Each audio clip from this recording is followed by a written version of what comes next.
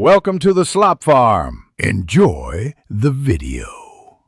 You start by choosing a manageable woolen thread, worsted or DK weight, because it holds shape and shows stitches clearly. Once you have the yarn, match the needle or hook size to the label, for example, 4 mm, and wind a small ball so it feeds smoothly. Make sure to leave a 6/8 tail. It anchors your cast-on or first stitch. This prevents tangles and gives you control. Tie a loose slip knot when ready and position the yarn for consistent tension. You now create the foundation. Tie a slip knot, place it on the needle or hook, and make 3-5 practice stitches to learn rhythm. Once done, focus on tension. Wrap the yarn over your index finger and adjust pressure. Too tight stalls movement, too loose makes uneven stitches.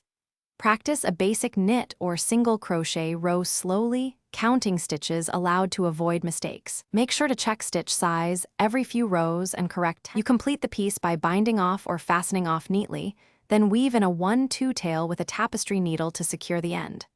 Once done, check fabric. If it looks uneven, block gently, either steam lightly or wet block to even tension and relax fibers. Make sure to trim any small snags. If snagging continues, switch to a smoother yarn or slightly larger needle to reduce friction. If stitches split, slow down and insert the hook fully. This prevents repeated errors.